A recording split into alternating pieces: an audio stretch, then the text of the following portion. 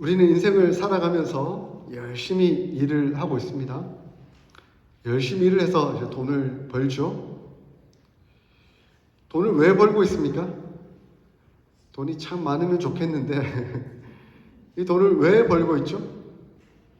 그리고 왜 모으고 있죠? 이 돈 모아서 뭐 하려고요? 하나님께서 왜 우리에게 돈을 주셨을까요?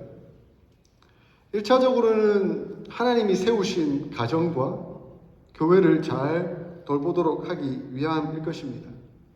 우리가 돈을 벌어서 음식 재료를 사고 그것을 요리를 해서 가족들과 함께 나누어 먹으며 우리 사랑하는 자녀들이 무럭무럭 잘 자라가서 또 하나님의 귀한 일꾼으로 성장해 가도록 그렇게 우리가 돈을 투자하고 또 역할들을 감당하는 것 아니겠습니까?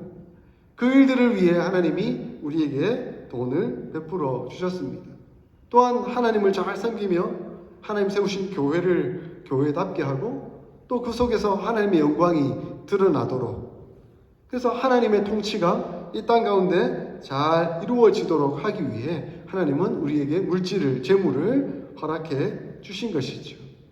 그러면서 또한 하나님의 공의가 하나님의 사랑이 이 땅 가운데 전파되도록 혹시 우리 주변에 고통당하며 어려운 사람들이 있는지를 살펴보고 그들에게 구제하는 역할들을 잘 감당하게 하기 위해서 우리에게 하나님은 물질을 베풀어 주셨을 것입니다.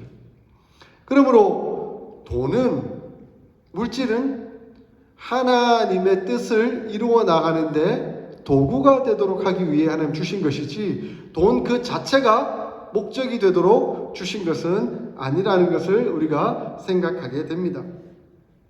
한국에서 사역할 때 어떤 가정의 아내분께서 저에게 상담을 하러 오셨어요. 남편이 굉장히 좋은 직업을 가지고 계세요. 회계사였거든요. 그래서 돈도 잘 벌어요. 억대 연봉을 벌써 뭐 십몇 년 전에 억대 연봉을 벌고 있으니까 얼마나 안정적인 생활을 하고 있겠습니까? 그런데 그 남편이 가정생활하는데 별 문제가 없는데도 불구하고 생활하는데 돈을 버는데도 아무 문제가 없음에도 불구하고 그 돈을 자꾸 주식에 투자해 놓고 밤마다 그 컴퓨터 앞에 앉아가지고 주식이 얼마나 오르는지 그것만 눈 빠지라고 쳐다보고 있다는 거예요. 그리고 주식이 오르면 막 기뻐했다가 주식이 떨어지면 스트레스 받아가지고 이 주식이 왜 떨어졌냐 이러면서 그러면서 그거 본다고 앞에 앉아가지고 뭐 이것저것 집어먹으면서 몸은 불어가지고 건강이 상하기도 하고 그리고 그 주식 본다고 가족과 함께 식사할 시간도 없대요.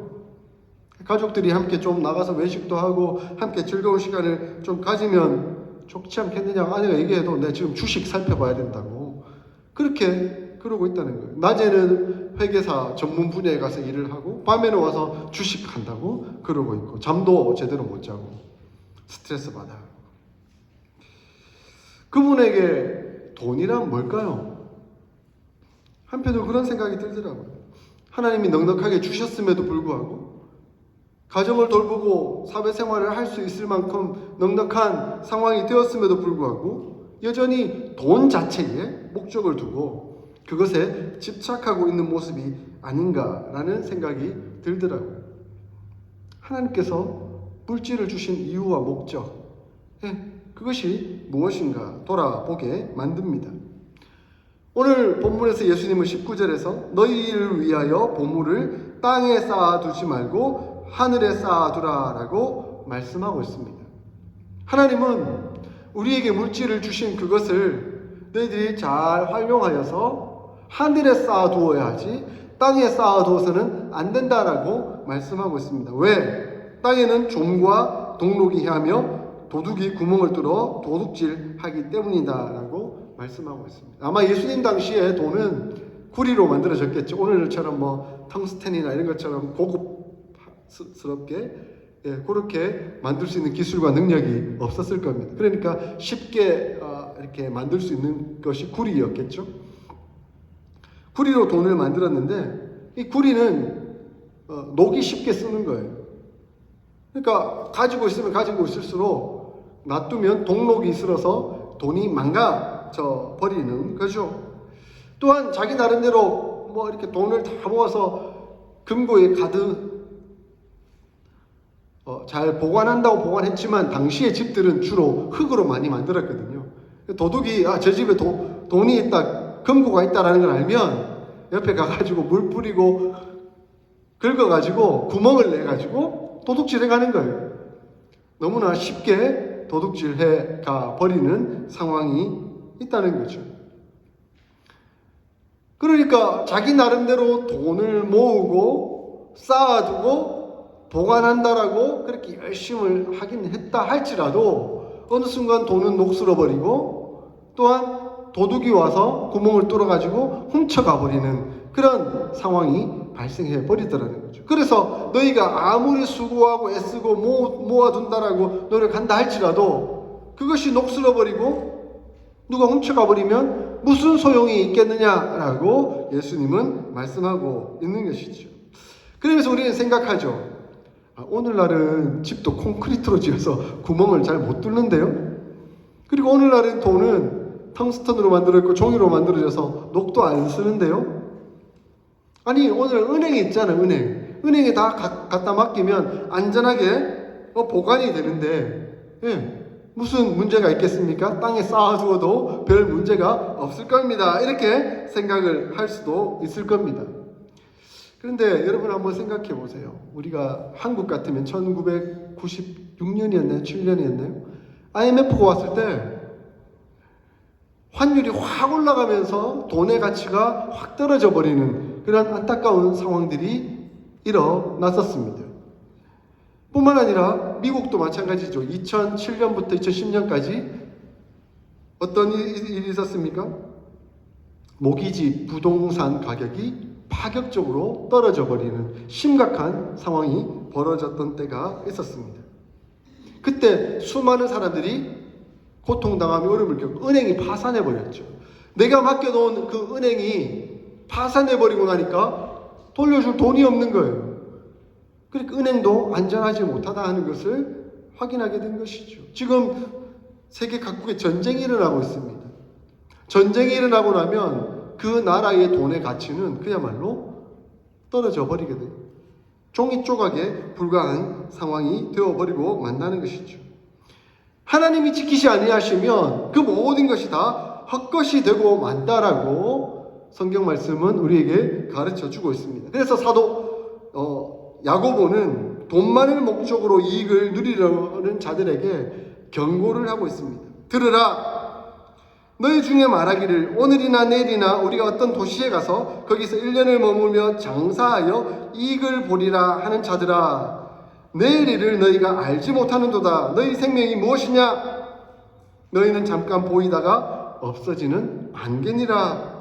너희가 도리어 말하기를 주의 뜻이면 우리가 살기도 하고 이것이나 저것을 하리라 할 것이거늘 이제도 너희가 허탄한 자랑을 하니 그러한 자랑은 다 악한 것이니라. 그러므로 사람이 선을 행할 줄을 알고도 행하지 아니하면 죄니라 라고 야고보 사도는 경고하고 있습니다. 우리가 아무리 애쓰고 수고하고 우리의 계획대로 무엇인가 준비하고 많이 모으고 노력한다 할지라도 그것은 아침 안개와 같다. 하나님이 그 생명을 하루아침에 거두어 가시면 그것이 무슨 소용이 있고 무슨 의미가 있겠느냐라고 야고보 사도는 경고하고 있는 것이죠.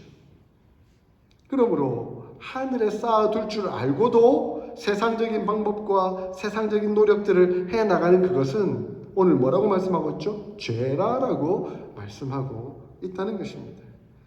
이에 예수님은 20절에서 보물을 하늘에 쌓아두라라고 말씀하고 있습니다. 보물을 하늘에 쌓아두는 것은 무엇을 의미하는 것일까요? 그러면 이 세상의 경제활동을 전혀 하지 말라라는 의미일까요? 결코 그렇지 않을 것입니다. 보물을 하늘에 쌓아두라라는 말씀은 하나님께서 원하시는 대로 하나님께서 주신 재물들을 잘 사용하라라는 뜻일 것입니다. 그래서 사도 바울은 디모데전서 6장 17절에서 19절에 이렇게 말씀하고 있습니다. 내가 이 세대에서 부한 자들을 명하여 마음을 높이지 말고 정함이 없는 재물에 소망을 두지 말고 오직 우리에게 모든 것을 후히 주사 누리게 하시는 하나님께 두며 선을 행하고 선한 사업을 많이 하고 나누어 주기를 좋아하며 너그러운 자가 되게 하라. 이것이 장래에 자기를 위하여 좋은 터를 쌓아 참된 생명을 취하는 것이니라 라고 말씀하고 있습니다. 결국 하늘에 쌓아두는 것은 무엇을 의미하냐 하는 것은 하나님께 소망을 두고 우리에게 주신 재물들을 후히 주셨기 때문에 또한 나누기를 좋아하며 선한 사업을 잘 감당하는 그것이야말로 하나님이 기뻐하시는 뜻이다. 하늘에 쌓아두는 것이다 라고 말씀하고 있습니다. 그러므로 우리가 하나님이 원하시는 그 열심을 따라 일하며 경제활동을 잘 해나가는 것은 사도와 우리 곧 참된 생명을 누리는 것이다 라고 말씀하고 있는 것입니다. 여러분, 우리에게 주신 그 재물들을 우리가 잘 사용하여서 하나님 기뻐하시는 삶을 잘 이루어 나가는 것은 곧 우리가 참된 생명을 누려 나가는 것과 마찬가지입니다. 그러므로 예수님은 돈을 마치 신과 같이 여길 수 있다라고 경고하고 계십니다. 돈이 하나의 도구일 뿐인데 그 돈이 신이 될 수 있다라고 말씀하고 있습니다. 21절에 내 보물이 있는 곳에 내 마음도 있느니라 라고 말씀하고 있습니다. 이 말씀은 그 사람의 중심이 어디에 있는지를 예수님은 보물을 통해서 알 수 있다라고 말씀합니다. 그러면서 예수님은 또 한 예를 들고 있죠. 눈을 통해서 말씀하고 있습니다. 내 눈은 몸의 등불이니 눈은 마음의 결정을 하는 기관입니다. 대화를 하는 중에 그 사람의 눈을 많이 보고 있으면 그 사람의 관심이 지금 어디에 있는지를 잘 알 수가 있습니다. 가끔은 상담하고 뭐 또 대화를 나눈다고 어떤 분을 만났는데 눈을 가만히 보고 있으면 그 눈이 막 바르르 떨리면서 딴 데를 보고 있어요. 딴 데 관심을 가지고 있어요. 그러면 그 사람의 지금 마음이 저와 대화하는 이곳에 집중하고 있는 것이 아니라 딴 데 가 있다라는 것이 보여지는 것이죠. 한번 생각해 보십시오. 어떤 사람이 그냥 밭을 갈다가 금덩이를 하나 발견했어요.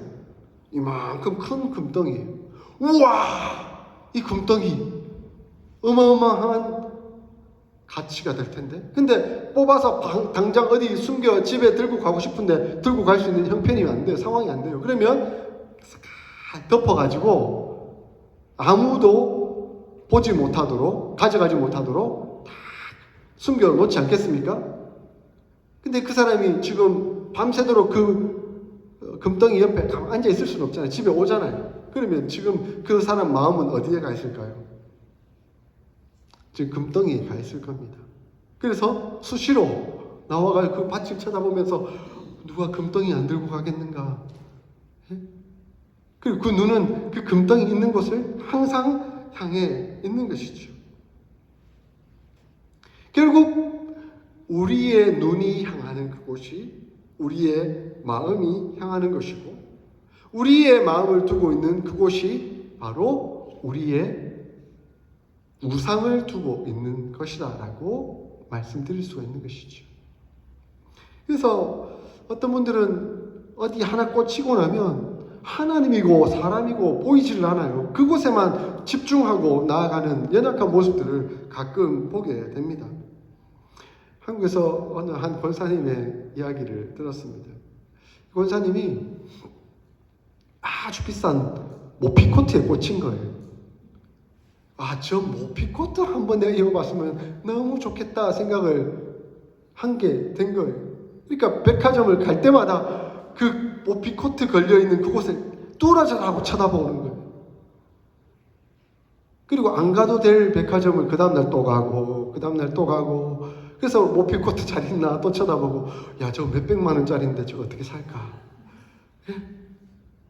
백화점 또 가고 하는 거예요. 그리고 그 모피코트가 안 팔리고 걸려있나 또 쳐다보고 또 쳐다보고 있는 거예요. 자기 돈을 계산해 보니까 저거 아들이 사주면 좋겠는데 아들한테 백화점에 갔더니 모피코트가 하나 걸려있더라. 어머니 사고 싶으세요? 뭐 사고 싶다는 건 아니고 얼마나요? 그 가격이 뭐. 근데 이 권사님이 목사님한테 상담을 한 거예요. 어떻게 하면 아들이 이게 사줄 수 있겠는가? 목사님이 기가 찬 거예요. 기가 차. 몇백만 원짜리 모피코트에 꽂혀가지고 신앙 상담하러 나왔는 줄 알았는데 모피코트 어떻게 하면 아들한테 살 수 있을까? 그것을 상담하러 나온 거예요. 목사님 뭐라고 대답하시겠어요? 그래서 그 목사님이 이렇게 대답을 했대요. 농담 반 진담 반으로. 아이고 권사님, 지금 천국을 소망하기보다는 모피코트를 소망하고 계시는군요. 이렇게 대답을 했대요. 그러니까 권사님이 그 말을 듣고는 조금 이렇게 마음이 걸렸던지, 아이고 내가 천국은 소망하지 않고 모피코트를 소망했네요. 근데도 그 권사님 마음속에 한편으로는 내가 죽기 전에 저거 한번 입어보고 천국에 가야 되는데, 이런 마음이 계속 있었다라고 목사님이 설교 시간에 그 얘기를 하시더라고요. 상담한 이야기를. 이런 차원에서 예수님은 그렇게 말씀하는 거예요. 네 눈이 어디에 있는지를 한번 살펴보라 라고 예수님은 말씀하고 있는 거예요. 예수님은 눈이 성하면 온몸이 밝을 것이요, 네 마음이 밝게 될 것이다 라고 말씀합니다. 근데 성경에 눈이 성하면이라는 이 단어에 우리 가지고 있는 성경 아래에 보면 각주가 붙어 있는 것을 볼 수가 있어요. 이 성하면이라는 단어의 성경 밑에 헬라어 원문으로 보면 순전하면이라는 뜻도 가지고 있다라고 표현을 하고 있어요. 무엇을 의미합니까? 네 눈이 순전하면 네 몸이 건강할 것이다, 밝을 것이다 라고 말씀하고 있습니다. 그러므로 네 눈은 항상 성한 곳, 순전한 곳을 바라보아야 하는 것이지, 그 불결하고 더러운 그곳을 바라보는 순간 네 마음도 더러워지고 네 마음도 악해질 수 있다라고 예수님은 말씀하고 있는 것입니다. 그러므로 요즘 여러분 눈이 어디에 가 있는지를 한번 생각해 보십시오. 어디에 많이 가 있는지를 한번 돌아보시기를 바랍니다. 모피코트에 가 있는지, 우리 청년들 같으면 가장 좋은 가전제품 뭐 좋은 거, 제가 얼마 전에 우리 여동생과 조카들이 왔지 않습니까? 여동생과 조카들이 왔는데 이 조카 하나가 이 애플 시계에 꽂혀가지고 애플 시계 사고 싶어가지고 계속 여행 다니는데 엄마 애플 시계, 엄마 애플 시계, 엄마 애플 시계 계속 하는 거예요. 결국은 제가 야 사주자 해서 우리 애플 매장에 가서 애플 시계를 하나 사줬어요. 사주고 나니까 애가 이제 마음이 돌아온 거예요. 눈이 돌아온 거예요. 그때부터 정신을 차리고 이제 다시 제정신으로 돌아온 거예요. 자칫 잘못하면 우리가 그러한 상황에 빠져들 수 있다라고 성경 말씀은 우리에게 가르쳐주고 있습니다. 이것은 예수님이 네 눈이 가르치고 있는 그곳이 바로 네 주인이 될 수 있다라고 말씀하고 있는 것입니다. 그러므로 예수님은 우리의 지금 시각이, 우리의 시력이, 우리의 마음이 어디에 지금 집중하며 쏟고 있는가라는 것을 돌아보라라고 말씀합니다. 그러면서 24절에 한 사람이 두 주인을 섬기지 못할 것이니 혹 이를 미워하고 저를 사랑하거나 혹 이를 중히 여기고 저를 경히 여김이라. 너희가 하나님과 재물을 겸하여 섬기지 못하느니라 라고 말씀하고 있습니다. 어디 한 군데에 꽂히고 나면, 그것에 마음을 다 쏟고 나면 하나님이 안 보여요. 그리고 하나님의 사명이, 하나님의 명령이 마음에 들지 않는 것이죠. 그러므로 그것이 우상이 될 수 있다라고 예수님은 말씀하고 있습니다. 하나님은 주인으로 삼고 하나님만을 의지하지 않으면 돈을 사랑하게 되고, 돈을 사랑하게 되면 그것으로 인해서 악이 발생할 수 있고 또한 근심이 발생할 수 있게 된다라고 가르쳐주고 있습니다. 사도 바울은 디모데전서 6장 10절에 돈을 사랑함이 일만하게 뿌리가 되나니 이것을 탐내는 자들은 미혹을 받아 믿음에서 떠나 많은 근심으로써 자기를 찔렀도다라고 말씀하고 있습니다. 결국 하나님을 사랑하지 못하고 돈을 선택하게 되면 돈을 사랑하는 그것이 악의 뿌리가 되어서 악이 그 사람 마음속에 자라가게 되고 결국 그 돈을 지키기 위해서 온갖 근심과 걱정에 사로잡혀 스트레스 받으며 세상을 살아갈 수밖에 없게 된다라고 말씀하고 있습니다. 오늘날 각종 사건, 사고들이 일어나는 것을 뉴스를 통해서 많이 보게 됩니다.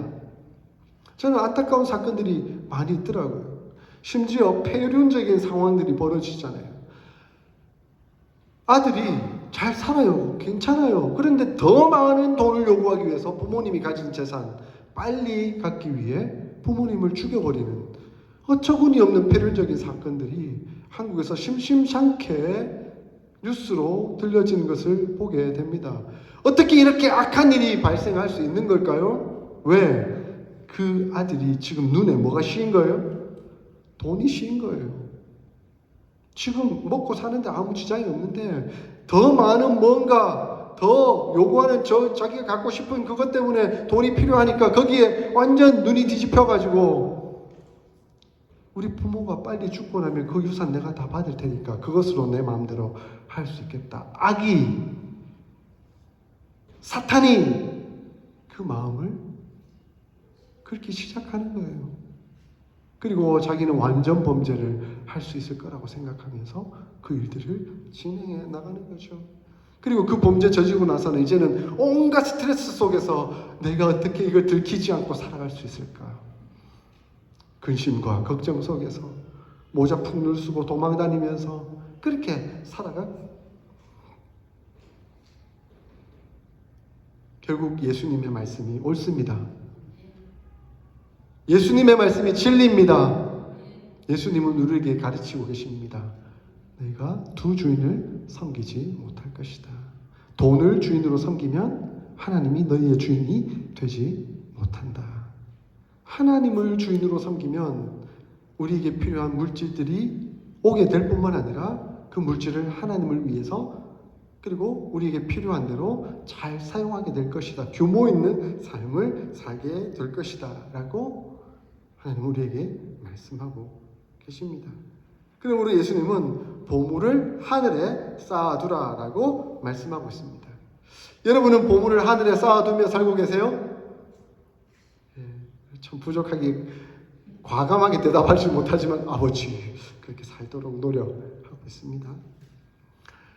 이렇게 보물을 하늘에 쌓아두고 사는 삶의 모습은 세 가지 특징이 나타나는 것 같아요. 오늘 예수님이 그것을 말씀하고 있습니다. 첫 번째는 하나님을 신뢰하면서 살아갑니다.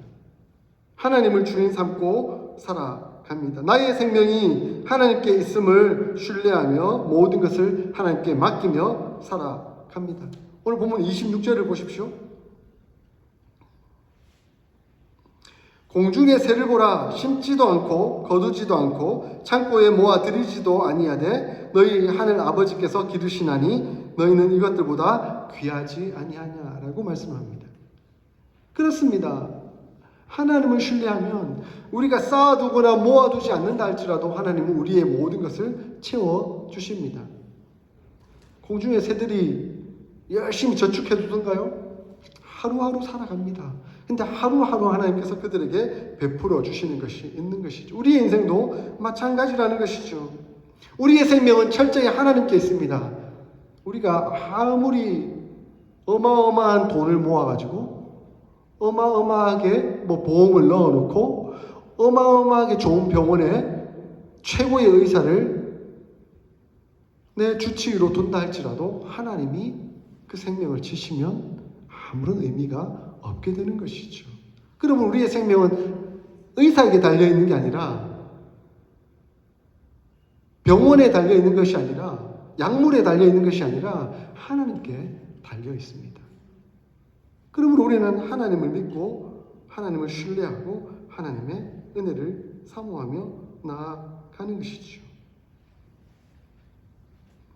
그러므로 날마다 그런 고백을 할 수 있었으면 좋겠습니다. 하나님이 나의 주인이십니다.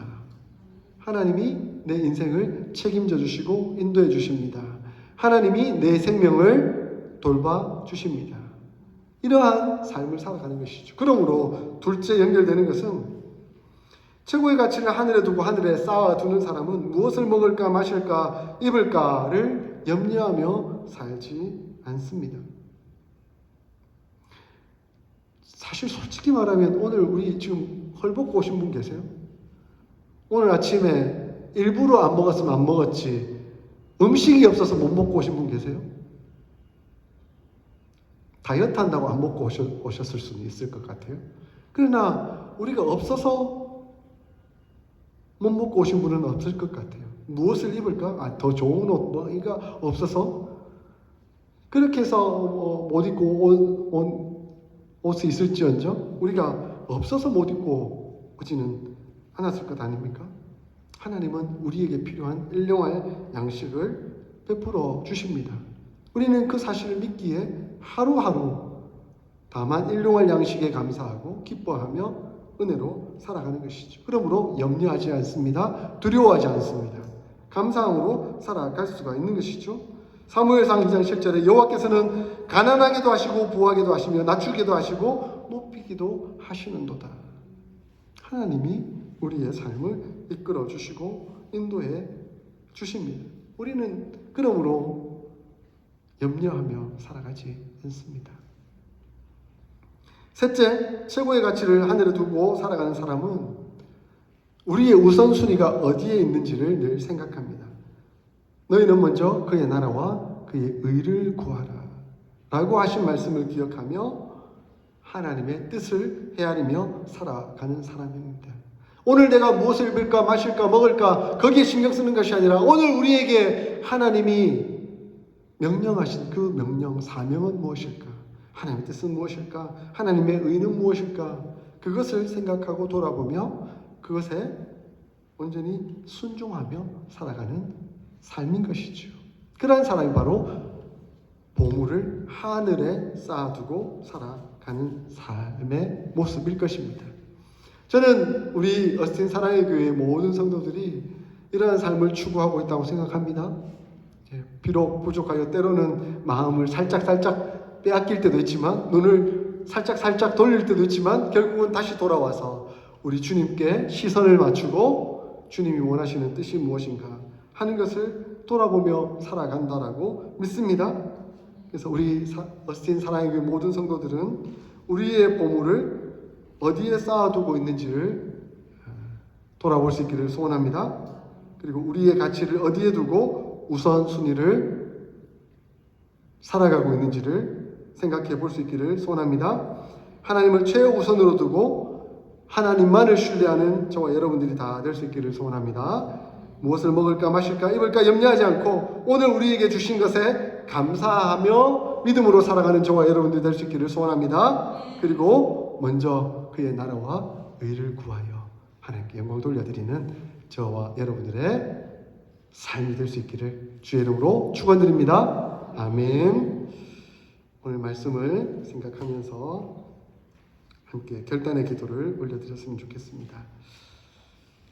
하나님 아버지, 예수님을 통해서 우리의 삶의 가치가 어디에 있는지를 말씀하는 것을 들었습니다. 하나님, 세상 사람들은 세상에 자기의 가치를 보물을 가지려고 하지만 우리는 우리의 보물을 하늘에 두려고 합니다. 우리의 시선을 하나님께 맞추고 하루하루 기뻐하고 감사하며 만족하며 먼저 하나님의 나라와 의를 구하며 살기를 원합니다. 하나님, 우리의 생애를 우리의 삶을 지켜주시고 주관하시고 역사하여 주시옵소서. 우리 함께 통성으로 기도하도록 하겠습니다. 하나님 아버지,